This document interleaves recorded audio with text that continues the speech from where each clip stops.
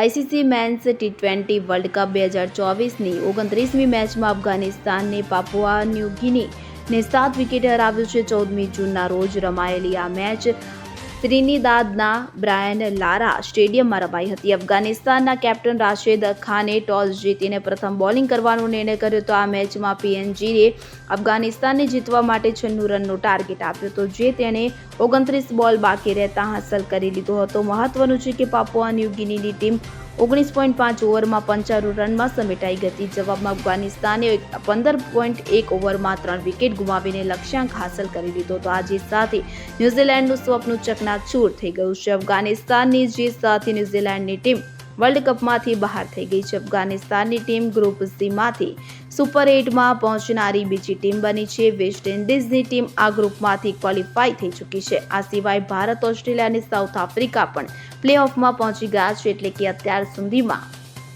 5 team super 8માં પહોંચી ગઈ છે અને માત્ર 3 જ સ્થાન બાકી છે. Bureau report CN24 news. હવે જુઓ દેશ દુનિયાની તમામ ખબરો તમારી આંગળીના ટેરવે. ઉઠાવો મોબાઈલ અને Google Play Store પરથી ડાઉનલોડ કરો અમારી CN24 ન્યૂઝ મોબાઈલ એપ.